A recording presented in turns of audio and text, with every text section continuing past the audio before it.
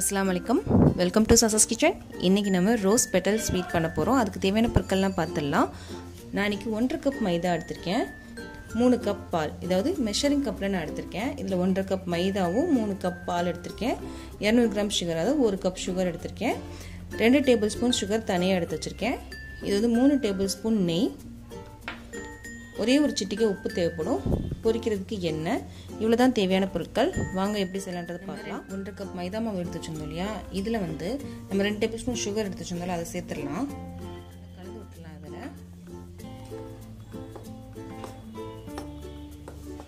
கலந்து விட்டோம் அடுத்து என்ன செய்யணும்ன்றத பார்க்கலாம் அடுப்புல கடாய் வச்சிருக்கேன் இதுல நம்ம எடுத்து வச்சிருந்த பால் சேர்த்துறலாம் சூடாயிருச்சு பால் சூடா 2 டேபிள் ஸ்பூன் நெய் சேர்த்துக்கலாம் அப்புறம் ஒரே ஒரு சிட்டிகை உப்பு இந்த பாலை நல்லா கலந்து விட்டுறலாம் இதை பால் நல்லா சூடாகட்டும் இப்போ பொங்கி வர ஸ்டேஜில் நம்ம பார்க்கலாம் இப்போ அடுப்பை சிம் பண்ணிட்டு கொஞ்சம் கொஞ்சமாக மைதா சேர்த்து நம்ம கலந்து விட்டே இருக்கலாம் கைவிடாமல் கிளறிட்டே இருங்க கட்டிப்படாமல்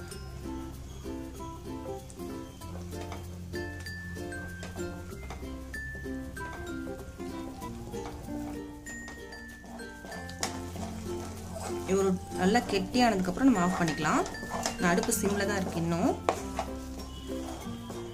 நல்லா சட்டியில ஒட்டாம வருது இப்போ நம்ம அடுப்பு ஆஃப் பண்ணிக்கலாம் இது ஒரு பவுலுக்கு ட்ரான்ஸ்ஃபர் பண்ணிக்கலாம் இது வந்து கொஞ்சம் கை பொறுக்கிற சூடு இருக்கு இப்போ வந்து கொஞ்சம் நெய் தடவிக்கலாம் கையில நெய் தடவிட்டு இது ஒரு 5 நிமிஷம் வரைக்கும் இதை நல்லா பிசைஞ்சிடலாம் கை பொறுக்கிற சூடு இருக்கும்போதே பிசைஞ்சிருங்க சூடா தான் இருக்கு இன்னும் மாவு இது நல்லா பிசைஞ்சிடணும்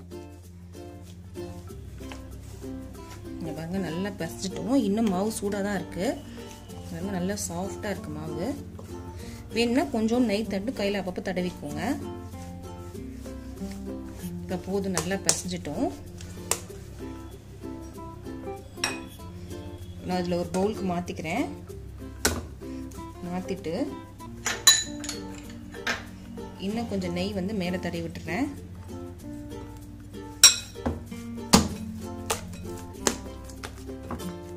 நெய் தடவிட்டு நல்லா இப்போ ஒரு மூடி போட்டு ஒரு அப்படியே 10 நிமிஷம் வரைக்கும் அப்படியே விட்டுடலாம் இந்த டைம்ல போய் நம்ம சுகர் சிரப் பண்ணிடலாம் சிரப் பண்ண போறேன் நம்ம எடுத்து வச்சிருந்த சுகர் தண்ணி இது சேர்த்து நம்ம சுகர் சிரப் பண்ண ஆரம்பிச்சிடலாம் ரெடி ஆயிடுச்சு இங்க பாருங்க பிசுக்கு பதம் வந்துருச்சு போதும் இப்போ நான் அடுப்பு ஆஃப் பண்ணிக்கிறேன்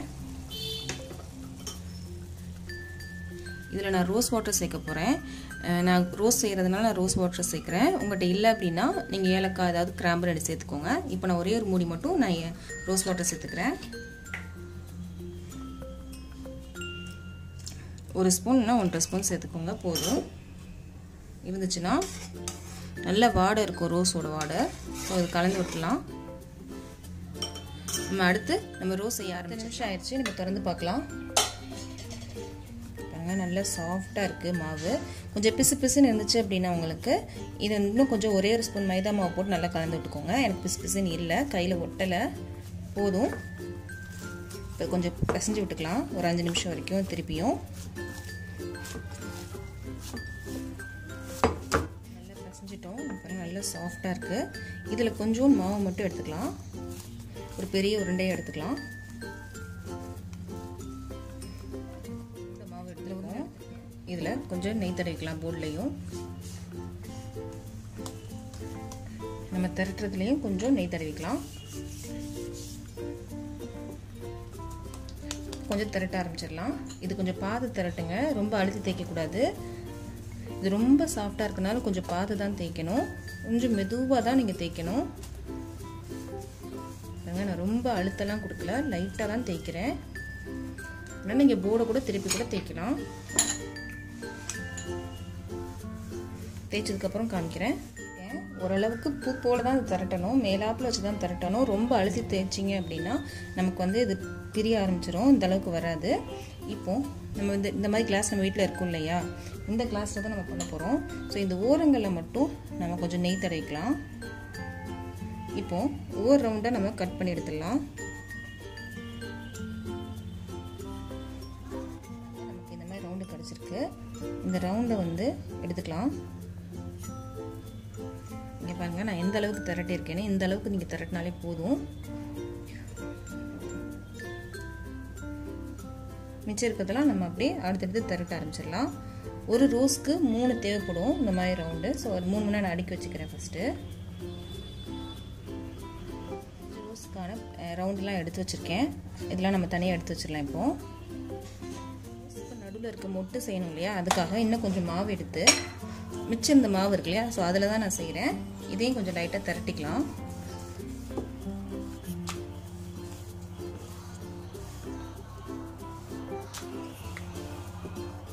திரட்டிட்டோம். இதை கொஞ்சம் ஸ்கொயராக நம்ம கட் பண்ணிக்கலாம்.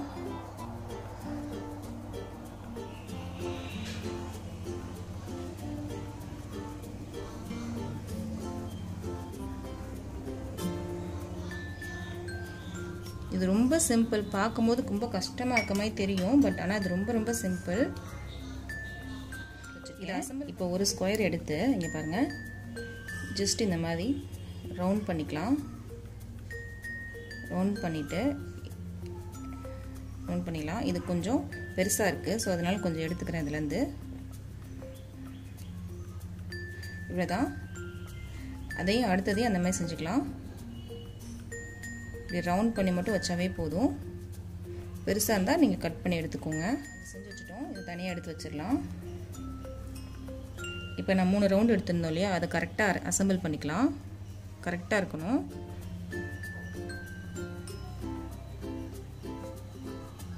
வச்சுக்கிட்டு ஒரே ஒரு நடுவில் மட்டும் சென்டராக ஓட்டு போட்டுக்கலாம். இந்த மாதிரி கை வச்சுட்டு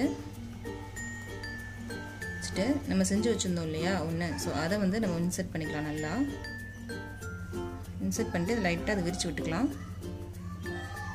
விரிச்சு விட்டு நைஃபால் ஒரே மாதிரி நம்ம கட் பண்ணி எடுத்துடலாம். ஓரங்களை மட்டும் தான் கட் பண்ணணும்.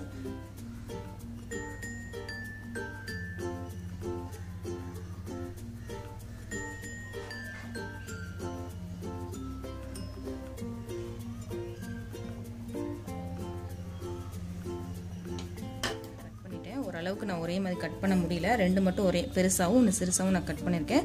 முடிஞ்ச வரைக்கும் நீங்கள் ஒரே மாதிரி கட் பண்ணிக்கோங்க. ஃபஸ்ட்டு சின்ன பீஸாக இருக்கு இல்லையா, ஸோ அதை வந்து நான் எடுத்து அசம்பிள் பண்ண போகிறேன்.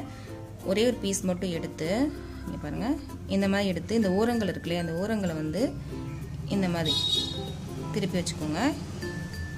அவ்வளோதான். ஜஸ்ட் அப்படியே இருக்கணும். அடுத்ததை வந்து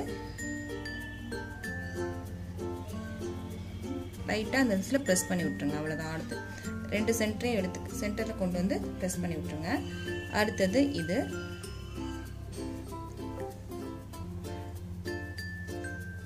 கொஞ்சம் நல்லா ப்ரெஸ் பண்ணணும். அவ்வளோதான். இதழ் ஸோ அதையும் எடுத்து, எனக்கு வீடியோ எடுக்கிறதுனால கரெக்டாக வைக்க முடியல. அடுத்தது நம்ம இதானே எடுத்தோம், ஸோ இதை ஃபஸ்ட்டு வச்சிடலாம். அடுத்தது இதுக்கு அடுத்து பண்ணும்போது கொஞ்சம் பெருசாகணும். அதனால் நம்ம கொஞ்சம் மைதான்றதுனால கொஞ்சம் இழுத்து கொடுக்கும். அதனால் கொஞ்சம் பெருசாக இழுத்து விட்டு, ஓரளவுக்கு இழுத்து விட்டு நம்ம ப்ரெஸ் பண்ணி விட்டுடலாம். அடுத்து இந்த இதழ் பாருங்க,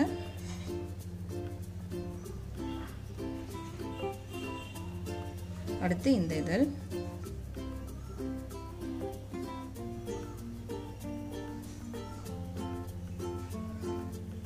அடுத்து இது இப்படி கொஞ்சம் பெருசாக எடுத்து விட்டுலாம். இந்த இதையும் கொஞ்சம் பெருசாக இழுத்து விட்டு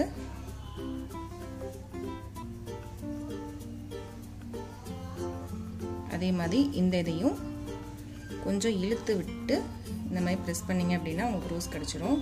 பாருங்க, அழகான ரோஸ் கிடச்சிருக்கு. இப்போ இது நல்லா இந்த மாதிரி இப்படி தள்ளி விட்டீங்க அப்படின்னா உண்மையான ரோஸ் மாதிரியே இருக்கும். பாருங்க, உங்களுக்கு ரோஸ் கிடச்சிருச்சு. அடுத்ததையும் எப்படி இன்னும் கொஞ்சம் மாவு இருக்குது. இது பொரிக்கிறதுக்கு நேரம் ஆகுன்றதுனால நான் இப்போ பொரிக்க ஆரம்பிக்கலாம்னு நினைக்கிறேன். இப்போ அடுப்பு பக்கம் போகலாம் வாங்க. சூடு பண்ண வச்சிட்டேன். எண்ணெய் சூடானதுக்கப்புறம் அடுப்பு நான் சிம் பண்ணிட்டேன். ரோஸை பொரிக்க ஆரம்பிச்சிடலாம்.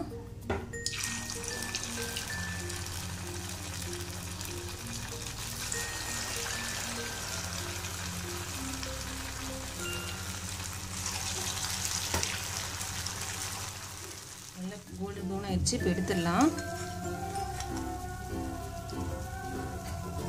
இங்கே பாருங்க, நான் வந்து கவுத்தி போட்டிருக்கேன்.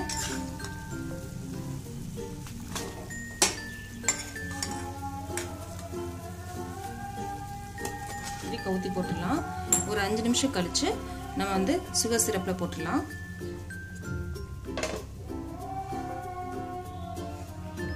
அடுத்து பொரிக்க ஆரம்பிச்சிடலாம்.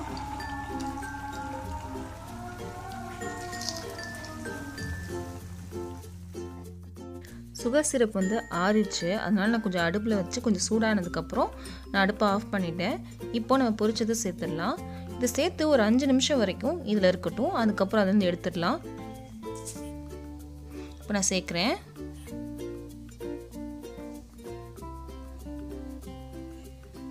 இப்படி எல்லாத்தையும் பொரித்து இந்த சுகர் சிரப்பில் டிப் பண்ணதுக்கப்புறம் நம்ம பார்க்கலாம். பாருங்க, நான் எல்லாத்தையும் பொரித்து சுகர் சிரப்பில் டிப் பண்ணி எடுத்து வச்சுருக்கேன். பார்க்க பாருங்கள் எவ்வளோ அழகாக இருக்குது அப்படின்னு. இது செஞ்சீங்க அப்படின்னா வீட்டில் எல்லாருமே கேட்பாங்க எப்படி இதை செஞ்சீங்க அப்படின்னு. இந்த வீடியோ கண்டிப்பாக பிடிச்சிருக்குன்னு நினைக்கிறேன். இந்த வீடியோ பிடிச்சிருந்துச்சுன்னா லைக் பண்ணுங்கள், ஷேர் பண்ணுங்கள், மறக்காமல் என்னோட சேனலை சப்ஸ்கிரைப் பண்ணுங்கள்.